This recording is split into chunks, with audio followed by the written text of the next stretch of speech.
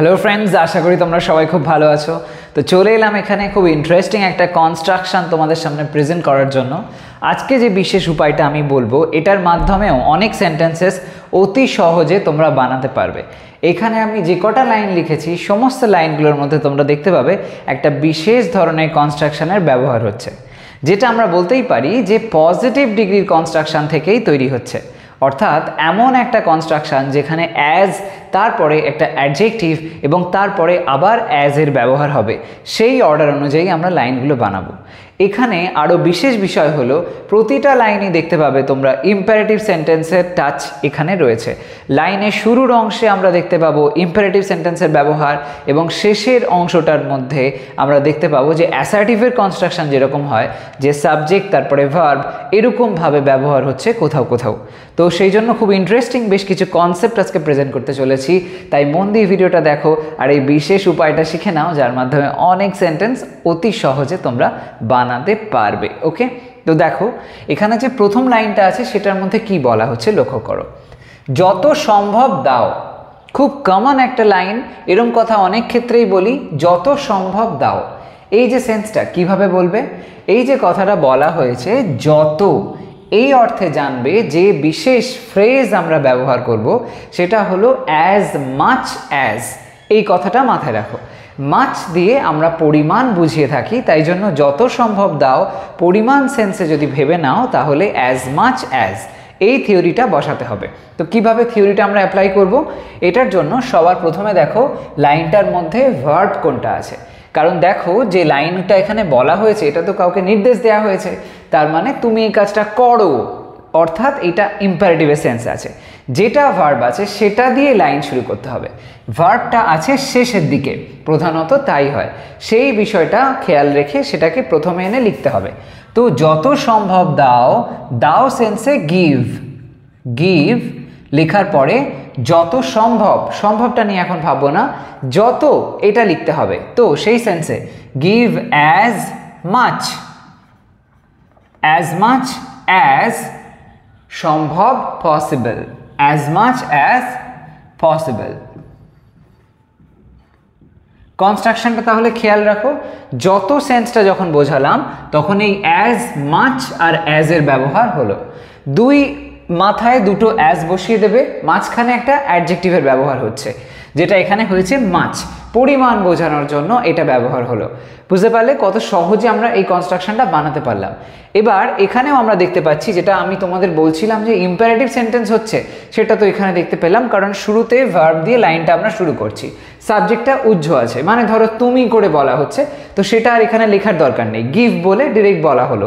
এরকমভাবে পরের লাইনটা দেখো, সেটা কি হচ্ছে, ওখানে গিয়েই আমায় ফোন করো, ওখানে গিয়েই আমায় ফোন করো। এটার মধ্যে দুটো অংশ আছে।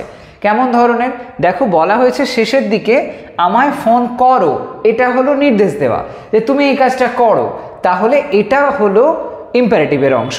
এরপরে আমরা এমন একটা অংশ দেখব যেখানে বলা হচ্ছে ওখানে গিয়েই, মানে তুমি ওখানে গিয়ে, এই কথাটা এটা কিন্তু তোমার নির্দেশ দেওয়া হয়নি যে তুমি ওখানে যাও, ওখানে গিয়ে মানে সে যাচ্ছে, তো সেখানে যাওয়ার পরে তুমি আমায় ফোন করো, বিষয়টা হলো এইটা। তাহলে একটা অংশে দেখতে পাবো আমরা অ্যাসার্টিভের ফরম্যাট হবে, অর্থাৎ সাবজেক্ট ভার্ব এই অর্ডারটা, আর একটা অংশে দেখবো ভার্ব দিয়ে শুরু হবে। তো আমায় ফোন করো যেটা শেষে আছে, এটা দিয়ে লাইনটা শুরু করতে হবে। আমায় ফোন করো, ফোন করো মানে হলো কল করো, কল আমায় মি, কল মি। তারপরে ওখানে গিয়েই মানে যেই মাত্র তুমি গেলে, সেই মাত্র তুমি ফোন করো, সঙ্গে সঙ্গে ফোন করো, ইত্যাদি রকমের সেন্সে। তো এই যে বিষয়টা, যেখানে এরকম একটা মানে তড়িঘড়ি ব্যাপার থাকছে, সঙ্গে সঙ্গে করার ব্যাপার থাকছে, এরকম সেন্স হয়, সেক্ষেত্রে আমরা খুব কমনলি যে সেন্সটা অ্যাপ্লাই করি সেটা হলো অ্যাজ সুন অ্যাজ। ওকে, অ্যাজ সুন অ্যাজ, যত শীঘ্র সম্ভব তত শীঘ্র তুমি ফোনটা করো, এরকম সেন্সে কল মি, তারপরে গিয়েই, ব্যাকে এসো লেখা আছে গিয়েই, এই সেন্সটা দিতে হবে। তো অ্যাজ সুন অ্যাজ, ওখানে গিয়েই মানে ওখানে পৌঁছে, বিষয়টা এটা বুঝতে হবে, ওখানে পৌঁছে, তো এই সেন্সে কে পৌঁছাবে, তুমি পৌঁছাবে, তো তুমি ওখানে পৌঁছে লিখতে হবে you, call me as soon as you ওখানে পৌঁছানো মানে গেট দেয়ার, রিচ দেয়ারও বলতে পারো, গেট দেয়ারটা বেশি স্টাইলিশ সাউন্ড করছে। As soon as you get there, you get there হলো। তো এই যে লাইনটা তোমরা দেখতে পেলে, এটার মধ্যে সেন্সটা দেখো কেমন হলো। প্রথম অংশে কল, তারপরে মি, তার মানে ভার্ব দিয়ে শুরু হলো, ইম্পারেটিভের সেন্স অনুযায়ী হয়েছে। পরের অংশটা যদি দেখি, ইউ গেট দেয়ার, সাবজেক্ট আসার পরে ভার্ব এসছে, তার মানে অ্যাসার্টিভের সেন্স অনুযায়ী হয়েছে। যাই হোক, তো এখানে মূল বিষয়টা যেটা, এই অ্যাজ এর পরে অ্যাডজেক্টিভের ব্যবহার এবং আবারও একবার অ্যাজ চলে আসলো, যেটা কিনা পজিটিভ ডিগ্রির ফরম্যাটকে প্রধানত বোঝায়। এরকম সেন্সে অ্যাজ সুন অ্যাজ। পরের লাইনটা দেখো, চালিয়ে যাও যতক্ষণ পারো, চালিয়ে যাও যতক্ষণ পারো, এখানেও ওই আগেরই মতন সেন্সে আমরা করব। এক্ষেত্রে শুরুটা এরকমভাবে করতে হবে, প্রথমে বলা হয়েছে কাজটা যেটা তুমি করবে, তোমায় যেটা নির্দেশ দেওয়া হয়েছে, তুমি পারো এটা নির্দেশ নয়, নির্দেশ কোনটা? চালিয়ে যাও, এটা নির্দেশ। যেটা নির্দেশ সেটা আমরা প্রথমে লিখব, বাকি অংশটা পরে লিখব। তো এখানে চালিয়ে যাও এটা হলো নির্দেশ, এটা হলো ইম্পারেটিভ সেন্স, সেইটা প্রথমে লিখব। তো সেই অর্থে চালিয়ে যাওয়া মানে অনেক কিছু হতে পারে, গো অন হয়, ক্যারি অন হয়, ইত্যাদি হতে পারে। আমরা ক্যারি অনের ব্যবহার এখানে করছি, কিপ অন হয়, তো এখানে ক্যারি অন লিখলাম। ফ্রেজাল ভার্ব চালিয়ে যাওয়া অর্থে, কন্টিনিউ সেন্সে, ক্যারি অন যতক্ষণ পারো, যতক্ষণ সেন্সে অ্যাজ লং অ্যাজ, মনে রাখবে যতক্ষণ সময়কাল বোঝানোর জন্য লং ব্যবহার করতে পারো। তো অ্যাজ লং অ্যাজ লিখতে হবে, অ্যাজ লং অ্যাজ, পারো মানে তুমি পারো, you can, okay, you can, ইউটা এখানে দেয়া নেই, আমাদের বুঝে নিতে হবে, you can, okay, carry on as long as you can, যতক্ষণ পারো, যতক্ষণ পারবে তুমি, ততক্ষণ তুমি চালিয়ে যাও। তো as long as you can, এটার ব্যবহার দেখলাম। পরের লাইনটা, আমি যেমন শান্ত তেমন থাকো, তুমি আমার মতন থাকো, আমি যেমন শান্ত তেমন তুমি থাকো, এই যে কথাটা বলা হলো, এখানে আমরা কোথায় দেখতে পাচ্ছি ইম্পারেটিভের সেন্সটা আছে, ইনস্ট্রাকশনটা সরাসরি কোন জায়গায় দেওয়া হচ্ছে, আমি যেমন এটার মধ্যে তো নেই, কোথায় আছে? শান্ত তেমন থাকো মানে তুমি থাকো, এই থাকো বিষয়টা এটা হলো ইম্পারেটিভের সেন্স, তোমাকে নির্দেশ দেওয়া হলো এরকম থাকো, এই যে সেন্সটা এটা আগে লিখতে হবে। তো থাকো কথাটা এটা আমায় প্রথমে লিখতে হবে, তাহলে যেহেতু এটা নির্দেশ তাই জন্য স্টে, থাকো অর্থে স্টে দিলাম। স্টে কেমন থাকো না বলা হচ্ছে, দেখো শান্ত থাকো, আমার মতন শান্ত থাকো, এটা বলা হচ্ছে, আমি যেমন শান্ত তেমন থাকো। তো সেই সেন্সে স্টে অ্যাজ শান্ত মানে কাম, অ্যাজ কাম, CALM, অ্যাজ কাম অ্যাজ, শান্ত থাকো অ্যাজ কে না আমার মতন, অ্যাজ এর পরে লিখতে হবে আমার মতন শান্ত থাকো। তো স্টে অ্যাজ কাম অ্যাজ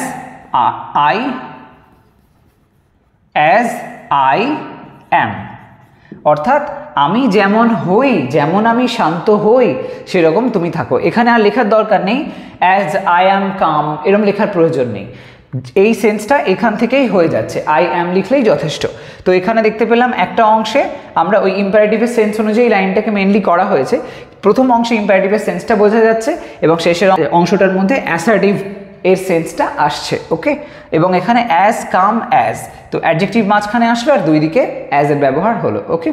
পরেরটা দেখো, একটা পাখির মতন মুক্ত হও, একটা পাখি যেমন মুক্ত সেরকম ধরনের মুক্ত হও, মুক্ত মানে ফ্রি হও এরকমভাবে বলা হয়েছে। এইখানে যে বলা হলো শেষের দিকে হও, তোমার এই হওয়াটা এটা নির্দেশ দেওয়া হচ্ছে, তুমি কেমন হও না তুমি এরকম হও, তোমাকে বলা হলো এরকম হও, তার মানে ইম্পারেটিভের সেন্স আছে, তাহলে সেটা আমাদের প্রথমে দিতে হবে। কিভাবে লিখবো? আমরা প্রথমে লিখবো জাস্ট এই হও সেন্সে বি ব্যবহার করলেই যথেষ্ট, ওকে। তো প্রথমে লিখবো বি, বি কি? একটা পাখির মতন মুক্ত হও, B as free, as free, B as free কিসের মতন? একটা পাখির মতন, as a bird, as free as a bird. মনে রাখবে এই যে অ্যাজ এর ব্যবহারটা হচ্ছে এটা মতন সেন্সটাকে কিন্তু বোঝাচ্ছে, দুটো বিষয়ের মধ্যে তুলনা করছে। পজিটিভ ডিগ্রিতে যেটা হয়, দুটো জিনিসের মধ্যে যখন তুলনা করা হয়, এটা ওর মতন সেটা তার মতন, এরম ধরনের ব্যাপার হয়, সেক্ষেত্রে আমরা এরমভাবে অ্যাজ ব্যবহার করে থাকি পজিটিভ ডিগ্রি। তো সেই অনুযায়ী এটা পজিটিভের ফরম্যাটে হয়েছে এবং আগেরগুলোও সেম প্রসেসেই হয়েছে। ওকে, পরের লাইনটা দেখো, যতগুলো পারো রসগোল্লা খাও। ওকে, যতগুলো পারো রসগোল্লা খেতে বলা হচ্ছে। এই যে কথাটা, এখানেও নির্দেশ দেওয়া হয়েছে। কোন জায়গাটা? ওই যে বলা হচ্ছে রসগোল্লা খেতে, খাও বলা হয়েছে, তার মানে এটা কাউকে বলে দেওয়া হলো এমনটা করো। তাহলে ওই অংশটা আমাদের শুরুতে দিয়ে লিখতে হবে। তো সেই সেন্সে আমরা প্রথমে খাও অর্থে কি বলতে পারি? ইট বলতে পারি, হ্যাভও বলা যায়। ওকে, তো ইট লিখলাম এখানে, ইট লেখার পরে যতগুলো পারো, এই গুলো সেন্সটা লিখতে হবে। গুলো অর্থে আমরা মেনি ব্যবহার করে থাকি। ওকে, তো সেই সেন্সে অ্যাজ মেনি। এবার ব্যাপারটা হলো যেই অ্যাজ মেনি লিখবো, অ্যাজ মেনি কি সেটা লিখে দিতে হবে। তো সেই সেন্সে অ্যাজ মেনি রসগোল্লা রসগোল্লাস এরমভাবে লিখতে হবে, অ্যাজ মেনি রসগোল্লাস,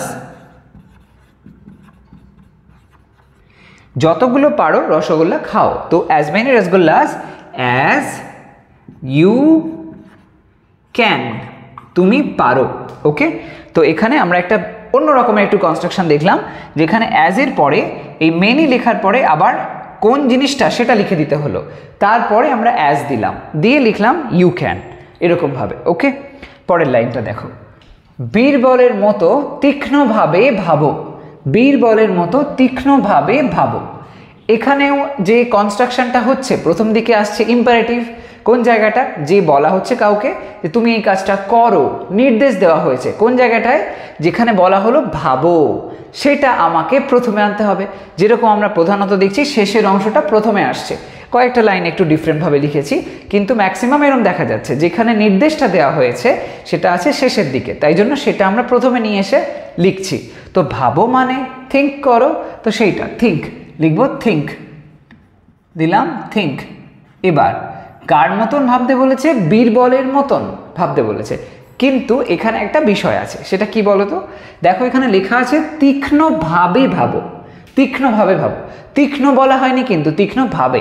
যখন কোনো শব্দের সাথে আমরা বাংলাতে এরকম ভাবে জাতীয় শব্দ জুড়ে দিই, মানে এরকম একটা সেন্স বোঝাতে চাই যে এরকমভাবে কাজটা করো, এই ধরনের সেন্স বোঝাই এই ভাবে শব্দটার জন্য, তখন জানবে সেটা প্রধানত অ্যাডভার্বের ব্যবহার করে আমরা করে থাকি ইংলিশে, অর্থাৎ এলওয়াই দেয়া শব্দ, যেমন কুইকলি, র্যাপিডলি, স্লোলি, সাইলেন্টলি, এরম ধরনের।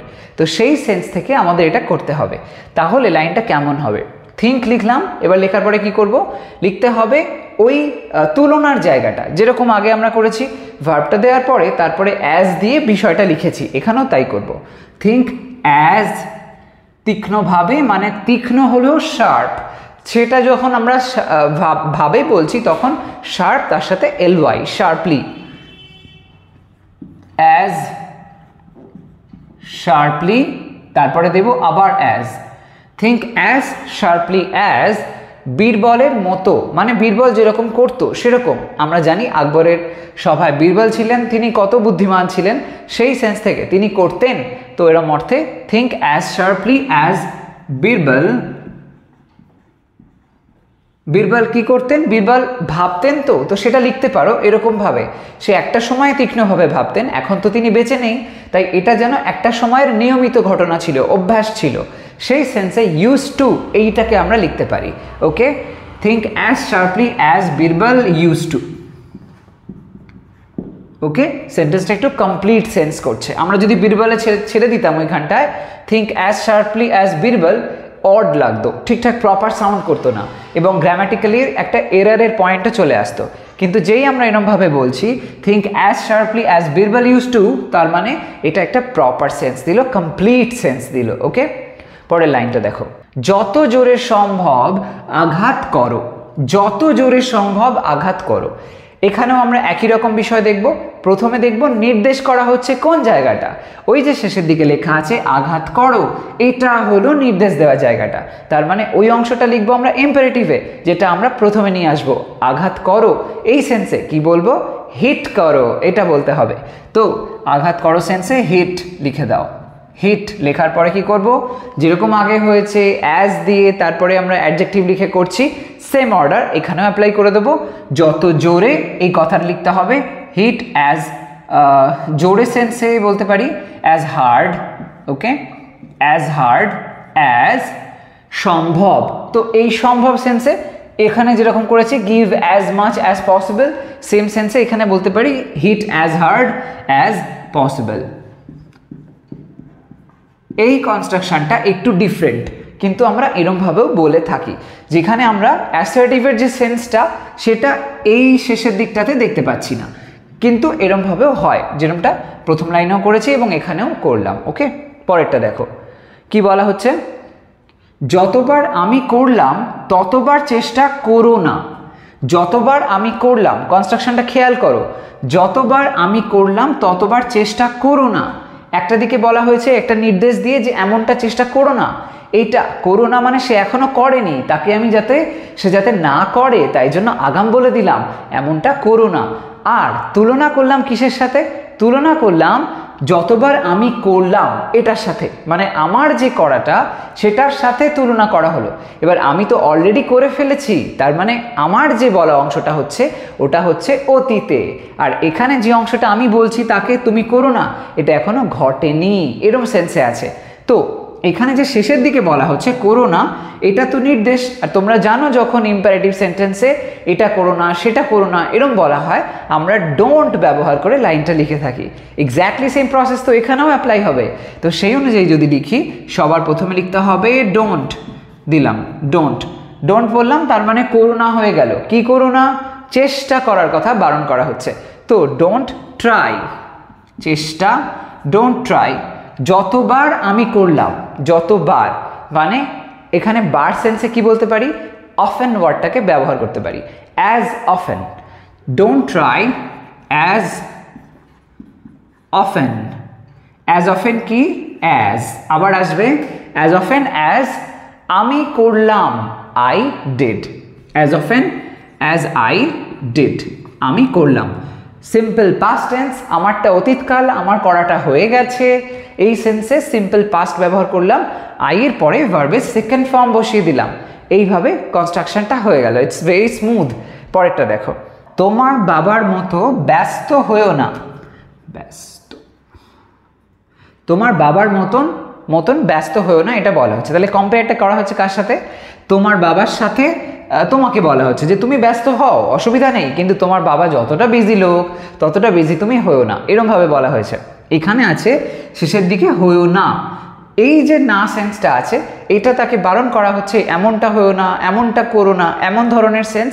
তার মানে আগে যেরকম ডোন্ট দিয়ে শুরু হয়েছে এখানেও তাই করতে হবে, কোনো চেঞ্জ হওয়ার ব্যাপার তো নেই এখানে, কারণ না বলা হয়েছে, তাই সেই সেন্সে প্রথমে আমরা ডোন্ট দেব, ডোন্ট দিলাম। ডোন্ট দেওয়ার পরে মানেটা হলো এবার আমাকে লিখতে হবে হয়েও না, তাহলে কি হওয়া সেন্সে be, don't be, okay, don't be. Don't be কি, তোমার বাবার মতো ব্যস্ত, don't be as busy, as busy অ্যাজ তোমার বাবা, as your father, as your father is এখানে জুড়ে দিতে পারো, don't be as busy as your father is, এরকমভাবে, okay, don't be as busy as your father is হলো।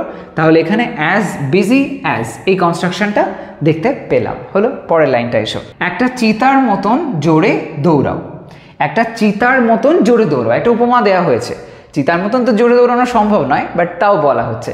এই যে সেন্সটা এখানে কোন জায়গাটা ইনস্ট্রাকশনটা আছে, কোন জায়গায় নির্দেশ দেওয়া হচ্ছে, শেষের দিকেই হচ্ছে, সেখানে বলা হচ্ছে কি না জোরে দৌড়াও, দৌড়ানোর কথাটা বলা হয়েছে, দৌড়াও, তুমি দৌড়াও, এরকম সেন্সে, তুমি তো নেই সেটা এখানে নেই, এটা আমরা সেন্স করতে পারছি। এবার দৌড়াও বলা হয়েছে, সেটা আমরা প্রথমে লিখবো যেরকম আগে করেছি ভার্বটা, তো লিখবো রান, দিলাম। তারপরে লিখতে হবে কিসের মতন, সেটা পরে আসবে, লিখতে হবে যে মানে কেমন, কোন জিনিসটা কম্পেয়ার করছি আমরা সেটা লিখতে হবে, অর্থাৎ সেই যে অ্যাজ দিয়ে কনস্ট্রাকশনটা সেটা লিখতে হবে।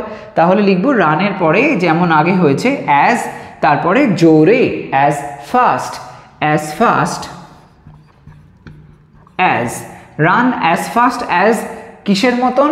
আগে যেরকমভাবে করেছি, যার সঙ্গে তুলনা করা হচ্ছে তার কথাটা লিখতে হবে as a leopard, run as fast as a leopard, চিতার মতো। লেপার্ড কি? এবার তুমি লিখতে পারো যে একটা এখানে ভার্ব জুড়ে দিতে পারো, run as fast as a leopard does লিখতে পারো, লেপার্ড রানস লিখতে পারো। Okay, run as fast as a leopard runs এরকমভাবে, অথবা ডাজ দিলেও হবে। ওকে, পরেরটা, একটা হরিণের মতন উঁচুতে লাফাও। একটা হরিণের মতন উঁচুতে লাফাও, এখানে হরিণের সাথে তুলনা করা হয়েছে। সেম প্রসেস, আগে যেরকমভাবে ওই চিতার মতন বলা হয়েছে সেম এখানেও তাই। লাফানোর কথা বলা হচ্ছে, তার মানে জাম্প, সেটা লিখতে হবে। শেষে বলা হয়েছে ইনস্ট্রাকশনটা, এই কাজটা তুমি করো, জাম্প করো। জাম্প করার পরে, জাম্প কথাটা লেখার পরে লিখতে হবে অ্যাজ দিয়ে টার্মটা। কি লিখবো? অ্যাজ, হরিণের মতন উঁচুতে লাফাও, মানে as high as, jump as high as, as কি না হরিণের মতন, একটা হরিণের মতন, আর deer, jump as high as a deer jumps লিখে দিতে পারো। ওখানে যেমন রানস করলাম, এখানে তেমনি jumps, jump as high as a deer jumps, এরকমভাবে তুমি লাভ দাও। দেখতে পেলে যে একটা ইন্টারেস্টিং কনস্ট্রাকশন, যেখানে আমরা এরকম মতন জাতীয় সেন্স হলে কত সহজে কাউকে কিছু ইনস্ট্রাকশন দিতে পারি। এরমভাবে তুমি করো, ওইরমভাবে তুমি করো, এর মতন করো, তার মতন করো, এমন কথা যখন বলবে বাংলাতে, সেটা ট্রান্সলেট করার সময় কনফিউজ হবে না। এই থিওরিগুলো মাথায় রাখবে। এখানে ঠিক যেরকমভাবে আমি করলাম এক্স্যাক্টলি সেম প্রসেসে তোমরাও অনেক লাইন লিখে সেগুলোকে ট্রান্সলেট করে ফেলো। কনফিউশন হলে আমাকে অবশ্যই কমেন্ট সেকশনে জানাও। যাই হোক, এই ওভারঅল ম্যাটারটা একটা স্ক্রিনশট তোমরা নিয়ে নাও।